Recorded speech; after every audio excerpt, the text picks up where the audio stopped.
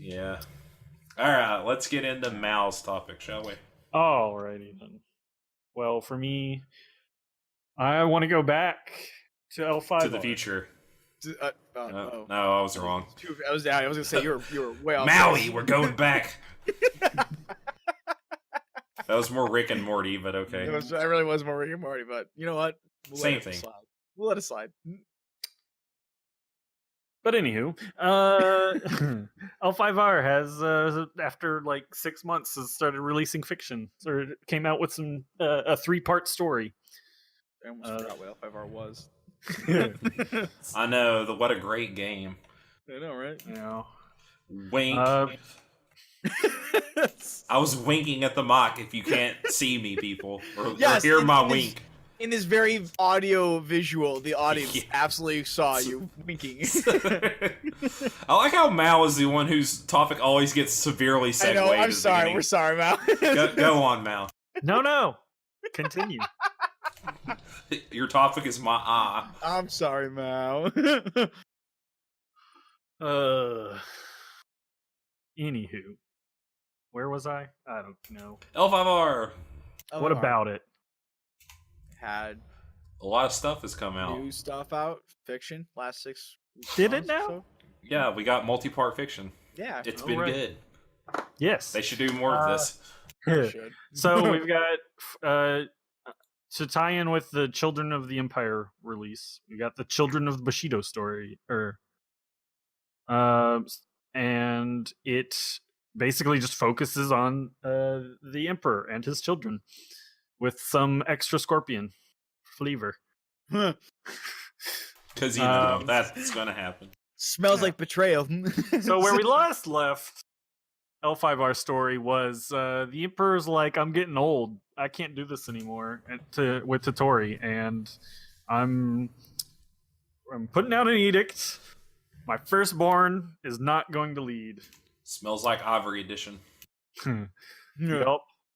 And Tottori's like, oh crap, how do I deal with this? So we come to this story, and we don't find out how he deals with it. Not yet. No. Instead, it opens with some dude named Joden wondering about his life. And then it's apparently Joden is actually Emperor Hante the, what is that, 38th? Gotta remember my Final Fantasy numbers. They're not Roman numerals, they're Final Fantasy numerals. Right. That's what they are.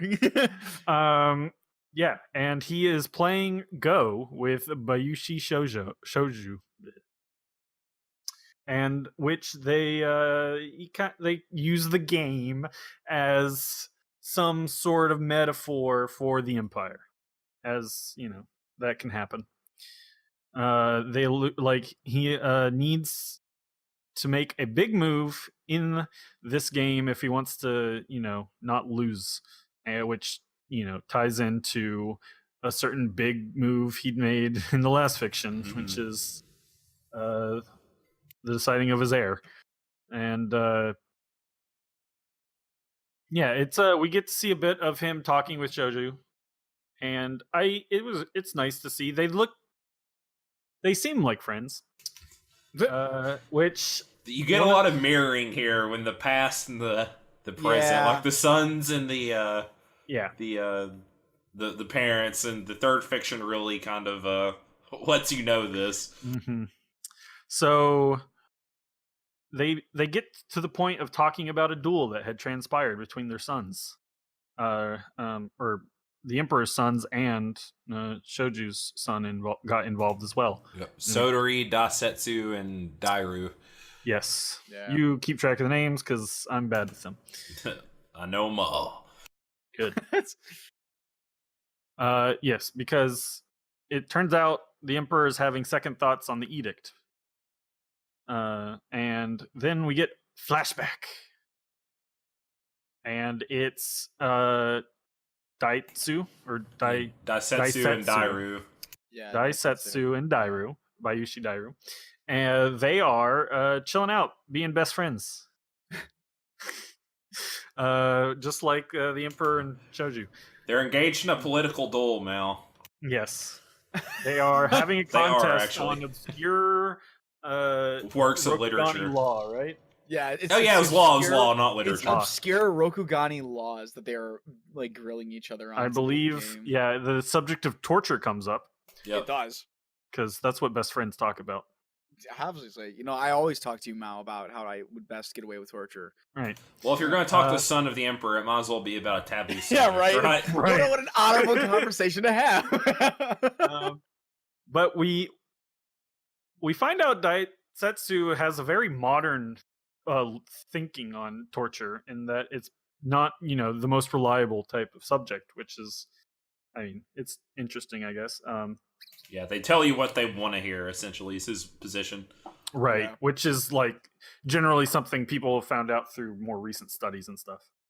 Mhm. Like, it tends not to necessarily be the most reliable. But as far as Rokugan concerns, that's not very common thinking. And anyway, while all of this is going on, suddenly Satori, Yep. his other brother, yes, he barges in, and I don't know, just generally is being a dick, and wants to be included because he is the heir to the throne at this point. Yep. Still, This is almost like And- the opposite of like Rudolph, where like he's not allowed like in regular games, but this Rudolph has like imperial backing. Right. He's like, I get to do whatever I want. So I will let be in me your join." reindeer games, and you will let me be in them. Yeah. Daisetsu's like, no, I am fed up with you. You're just a giant asshole, and we were having a good time until you showed up, and no one wants to tell you how much of a jerk you are. And Satori is like, Basically, every argument fuck any did you pair say? of brothers have ever had. Yeah, Yeah. pretty much. and Satori is like, you have insulted me. Now we must duel. Which And not a he's Mario basically Kart. like, he's not wrong. Yeah, No, it's he not isn't. wrong. He's just a dick about it, but he's not wrong. He did learn from Satsume, so it makes sense. Satsume's the king of the honorable assholes Right. in L5R Yeah. story lore. I mean, you said it best. He's not wrong. He's been insulted. His whole character's been insulted. He says that everybody else thinks that he's a pain in the ass too. Mm-hmm. That's a heavy insult to throw in the Rokugani world. Right. So he challenges his brother to a duel, and his brother is about to be like, "No, I'm not doing this." But Dairu speaks up and says, they are in the Scorpion household, and it is his responsibility, as is hospitality has been insulted, and he will be the champion for Daisetsu. And so then we cut to the dojo where Hante shows up himself, and Daisetsu tries to get out of it. But He's very apologetic, but Hante says, you don't have to apologize, basically, unless you end up losing. You have nothing to be Right. sorry for. The heavens will decide that. The duel must go on. And so, but none of them have passed their Genpuku, so we're using wooden, Yeah. Boken. Boken. Yes. Boten? No. Yeah, Boken. So, Botox. They're using Yeah. Botox. and I think it actually, okay, I think the first story does conclude with the results, right? Yep. It is Dairu is much more skilled than Satori, which shown in previous fiction, Satori is not a good swordsman. He's Even though he not, has yeah. really high military skill in the card game. Yeah. It's really He- weird, actually, in Yeah. regards to that, because he's apparently been trained by a very good. Yeah, the former Yeah. Emerald champion, Yeah, Doji but Satsume. Well, the time they've shown some fiction with him being taught by Yes. a few people, I believe, and basically everyone just ends up letting him win. Yeah. Like even though at times it's like, oh my god, I could have won this 500 times by now or whatever. Like he's like so bad at it, but because he's the Emperor's son, they let him win. And then there's even one with, is it I think it's Daisetsu and his unicorn girl. I can't remember who her name is.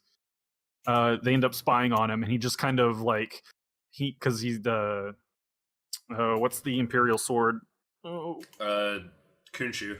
yeah, Kunshu. He they spy on Satori, going to Kunshu and just kind of playing with it, basically flailing it around, trying to be all cool with it. I'm the Emperor. I got the Emperor sword. Right. Oh yeah. Yeah, because Satori is very fixated on becoming the Emperor.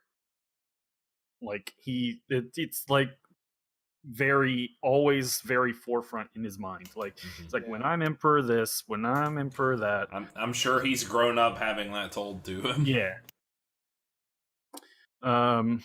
He clearly desires it, though to an extreme amount. Oh yeah. Yeah, and but Dairu, that's like his ninja. That's it. Become Emperor. Become Emperor. And Dairu easily beats him in the duel, bows to him, and then Satori's like, "No, I'm not gonna bow," and basically tries to keep attacking him. And Daisetsu tries to stop him. Satori, that is, and Satori still doesn't stop, and eventually the Spoon try to get in front of the action, and the Emperor's like, "Stop!" And I believe that's where the first fiction ends. Yep. So part 2, we cut back to the beginning, basically. But from a new perspective. Right. This one, the second one, we get the same story, but this time it's from Satori's perspective. And he is still an asshole. Yeah. But they do a much better job of making you feel sorry for him. Yeah. You get to see inside his head. Right. He's very clear. I think what the best thing they did about him was that instead of just kind of being a jerk, is that he's just very insecure. Mm-hmm. Yeah. He really just wants a friend. Daisetsu. He needs to watch Toy Story, is what he wants. A brother. Yeah, he wants to. Daisetsu doesn't like him and goes off with Dairu. They have each other, and he has no one. Yep. And he just wants, he just wanted to be included, which is why he inserted himself into the game. Mm-hmm. But he just did it in an asshole way. Socially inept. Right. Yeah, essentially. It's a very, very socially awkward individual who has power and no idea how to wield it in any shape or form. Yeah.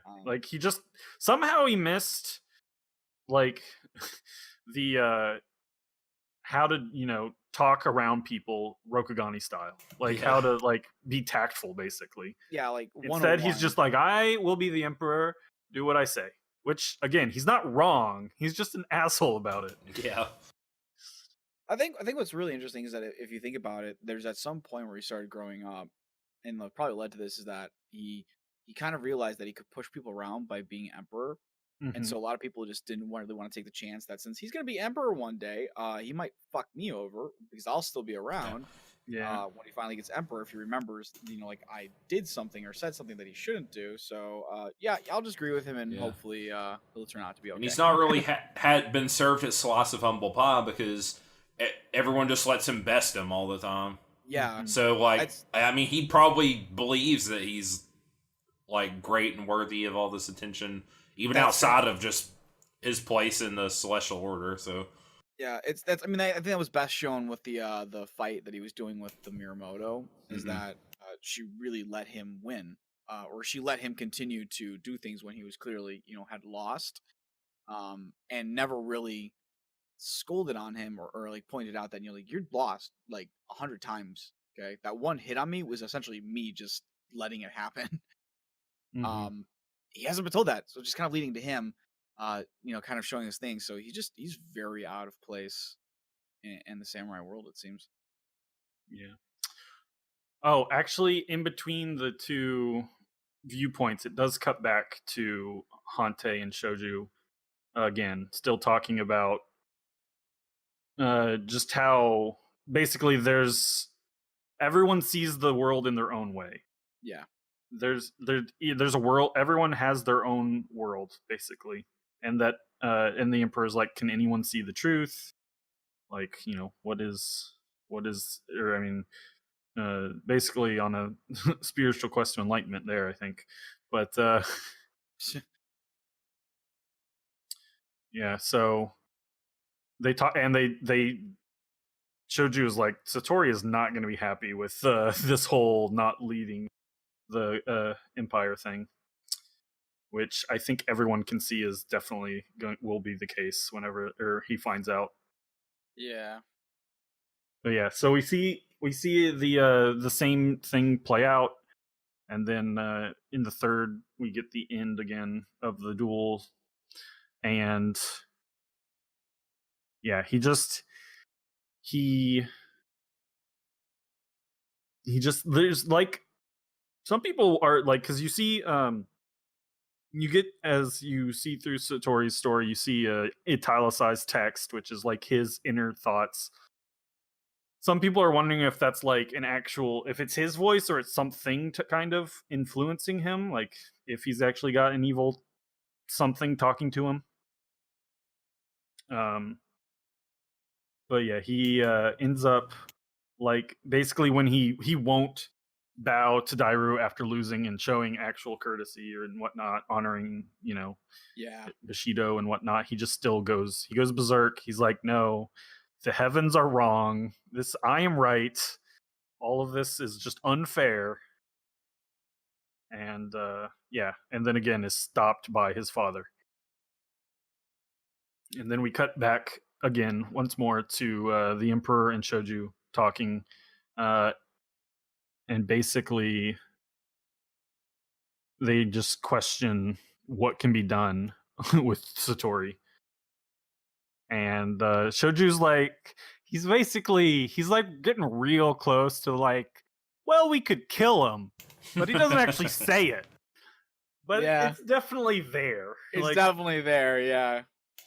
And the Emperor does not. Or just send him far away. Yeah, he doesn't pick up on, or I mean, he may have picked up on it, but I think he does pick that on it, but he's like, that's not. Let's for the sake of it, just say that he didn't, he's not meaning it in that actual regard, and he's just being off out there. I mean, like, they stated the reason the issue is that because like Satori normally, for those of you who don't know, normally what ends up happening is that whoever would ascend to the throne, if they have any siblings and whatnot, they normally get married to a nice, wonderful Otomo husband or wife, and they live happily ever after in a nice, comfortable, cushy position. They essentially are assigned a superficial position, one that holds power and lets them control certain things, and makes their life super easy. But it takes them essentially completely out of the channel they need to really gain any full-on control or dealing with the throne in that regard. Yeah, way out of the line of succession. As Shoju puts it, to oblivion. Yeah. Or at least how he would see it. Yeah, it's pretty much being sent off to oblivion. Yeah. So, but the problem is that Satori, as they state, and there's that, like, he would just never be happy with that. It would never sit well, regardless of what they do or what position they give him or what they say. He would just see it as and we keep, and then from Emperor Hante's position, we keep seeing like he's just really tired of all of this. He's just done with everything. It seems like he's really ready to go. He gives up the Go board, and more importantly, he gives up Rokugan to Shoju as the Imperial Regent. So the as stated earlier, the Go board is the ultimate metaphor for. So he's like, I can't deal with it. You figure it out. And then he's like, I also leave, this is a very old Go board given to, Hante, looks like Hante 26 at a winter court from the Crane. I pass it on to you. And Shoju's like, no. And he's like, no, I'm too old for this shit. Let's pretend I've already offered it twice. Yeah, they've done this like twice or thrice now in the stories where somebody's like, no, let's just pretend we did it and be done with it. Right. Like, even the Emperor's my favorite thing to roleplay, unironically. I'm not being facetious. I actually like coming up with creative ways to refuse gifts, but yeah, it can be amusing, but it just gets tedious. Yeah. In tabletop, I think it's worse, but Unfortunately, it's probably done better in a story setting. Yeah. So yeah. Now, who knows what's gonna happen? Theoretically, the same next here. big story thing will be the proclamation. Yeah. Where do the Which, I mean- pieces fall? They're kind of. Will they go with the Civil War thing? Right. There's a lot of questions still about, like, I mean, we all thought this was going to be the fallout with the proclamation, but that ended up happening. A lot of nods to Scorpion loyalty. I like the and to the old story. There's the line that Shoju gives them about Scorpion loyalty when they're talking about Daru, basically like going, well, he's kind of like he was kind of like using your son to like get ahead a little bit. They're still friends or whatever, which is, like we are. And he's like, yeah, I know. And in the original story, Shoju is the one that kills Hante the 38th. So it was Scorpion loyalty goes very far. It's supposed to, anyways. Yeah. Yeah, it's a little amusing that he was using Dairu was using Daisetsu to get ahead, considering it was against at the time who he all would have assumed would be the actual emperor of Rokugan. Yeah, exactly. So it ends up being fortunate for him. Like, it endears him with. Yeah, it could have been risky. Yeah, but it's all possible that Shoju saw this coming from a mile away and told him. One thing I did like, though, is like Shoju's like, so how? Because the whole duel thing happened in the Scorpion estate and everything, and Shoju's like, how did you hear about it? Because the Emperor was there, like, got to view the duel at the Scorpion estate, and Shoju was not. And he's like, so who told you about that? And he's like, does that bother you? I thought that was like Master of Secrets is not able, like, I am able to learn things that happen in your house. I thought that was probably my favorite moment in the whole fiction. It's nice because it's so easy just to make the Scorpions like super Keikaku know everything. Yeah, like 2 steps ahead of everybody. Right. And it was just nice to finally have like a fiction that kind of goes like, it's probably Kachiko. Yeah, that's my guess. It's probably not. It's not always. Well, whoever it was, or however we found out. The point being is that, like, there are people that are even in your territory that will talk to me over you, and you won't know. Kachiko or her brother, one of the two. Yeah. Possibly. It's something Kachiko would do. If they're there and they know about it, sure, I can see it. Or maybe it's just, I would almost like to the bees that just there's somebody he just doesn't know. Some random person will never find the answer out to. That was just the one who told him. I like it though. All the same. No more Keikaku. I mean, I'm sure Shoju has plans. Oh yeah. So I don't know. Wheels within wheels. That's also my favorite instead of a box, instead of another box. He would not actually want the regent's job necessarily, because I think probably because it puts him too in the forefront of things. Like, it might, yeah. It's too like in the spotlight probably. But yeah. But I mean, that's kind of a theme right now. Is the Scorpion is getting a lot of the spotlight. Kachiko, we'll see if Ambition's whispering to him. Yeah, the old story. Like, I mean, but that's like the thing is, Kachiko has been constantly trying to do things that puts the Scorpion ahead. They almost cheated, cheat to try to get. But that's like probably murdered Satsume. Like, no. Oh, I guess you probably. A lot of things are happening. You can. I mean. They kind of explain what happened to Satsume and the adventure they put out for the RPG. Oh, did they? Yeah. And you're probably not going to like if it didn't happen on screen. What happened? I ain't what do they say happens? So I mean, spoilers if you're going to play the. I'm not the pre-con. I mean, just for the listeners. But he started questioning because he could see that Satori was not going to work out, and he started questioning if he should actually be the next heir or the actual heir and whatnot. And he expressed these thoughts to a friend who ended up being Kolot. Yeah. And then and I guess he ended up starting, like, they started just trying to take, Kolot's like, we should really try and get this Emerald Champion on our side. And then I guess he's like, oh, I figured it out I figured out a solution without upsetting, the balance of heavens or whatever, and that I believe led to the Kolot going, "Oh, we got to kill this guy now." We can't have stability. I hope that's not it. That's dumb. But it does make sense. I'm also biased against Kolot, so right. That's why I said you're not gonna like it. You're not gonna like it, yeah. I can see it though. If he comes up with an idea and the Kolot kind of want this fission to happen. Yeah, because the Kolot were featured in the Emerald Empire as well. The book came out.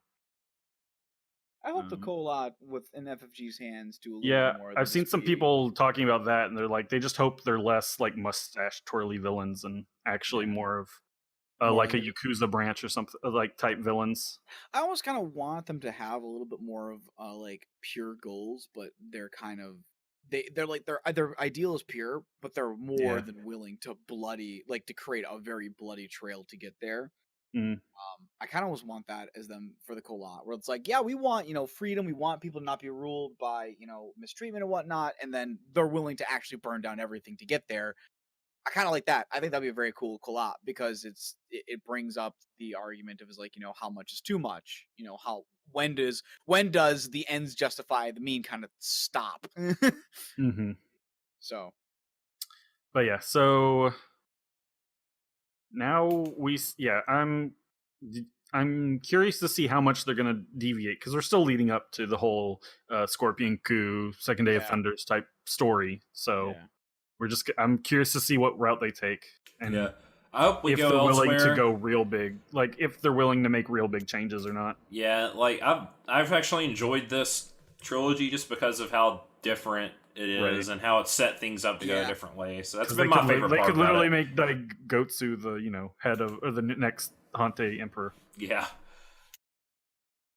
What was Daigotsu, anyways? Or that's what I mean. Like, who was in the old Dasetsu? Yeah, I actually kind of like where it's going though as a current because it doesn't feel very supernatural right now.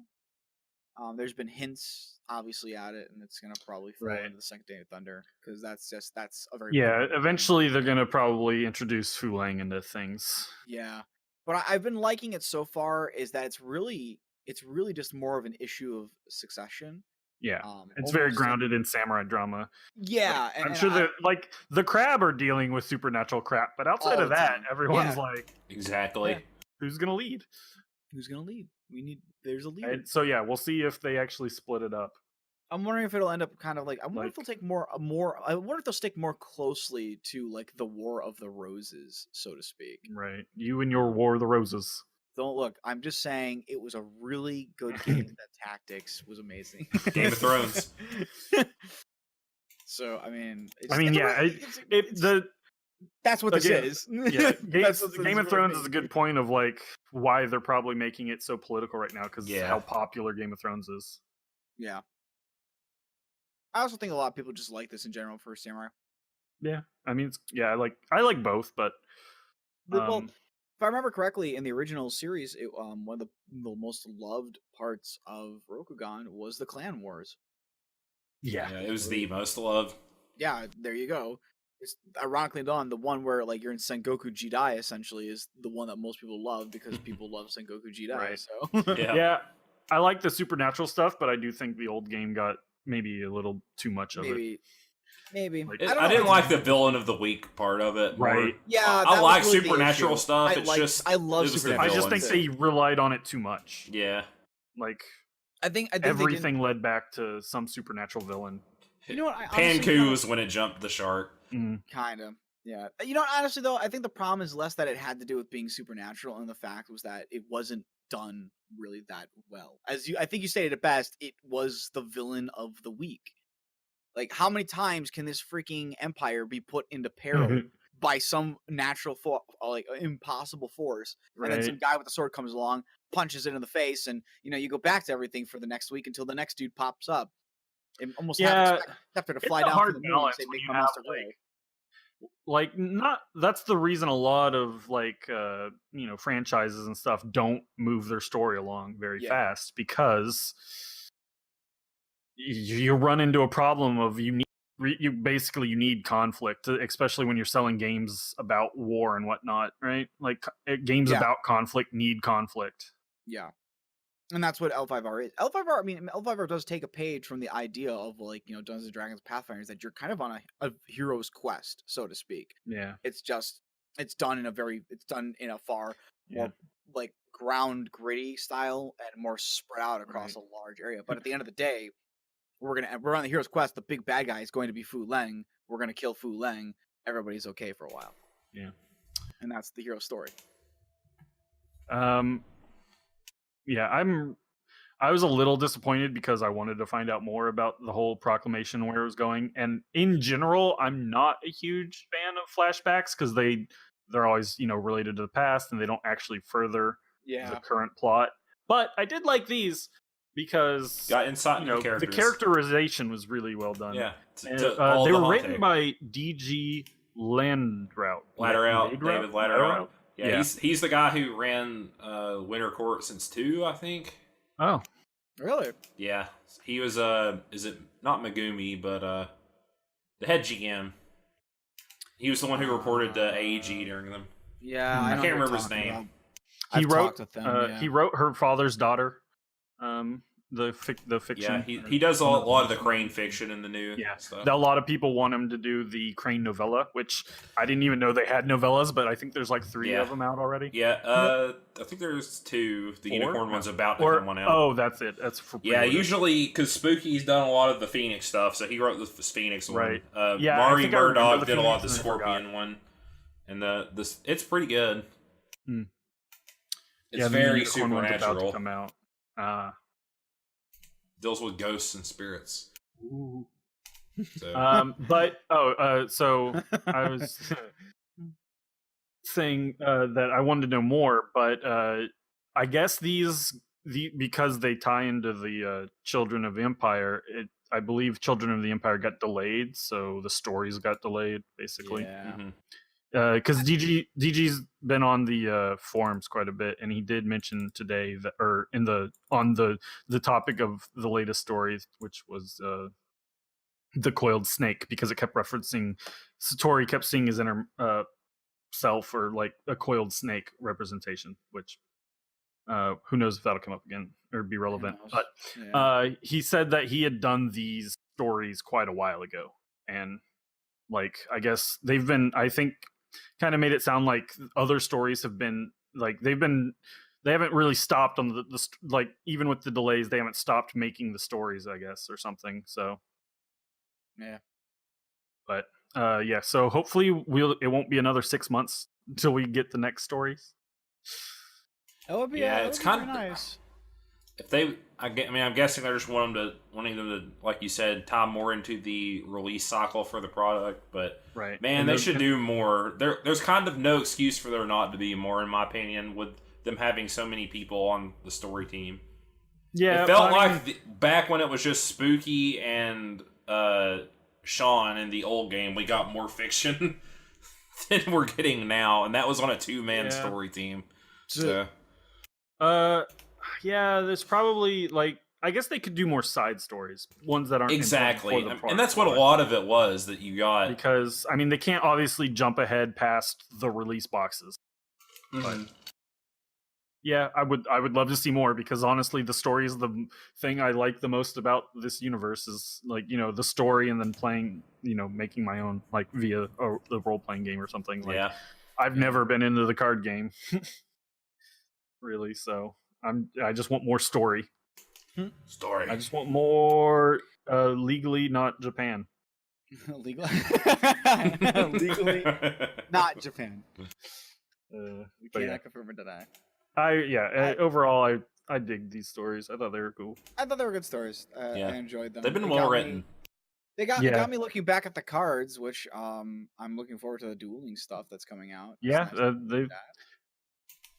I'm not getting back into it. It's fun to look at. Good. The honor stuff is nice. It's really late, but it is nice to see that they're pushing forward. So, yeah.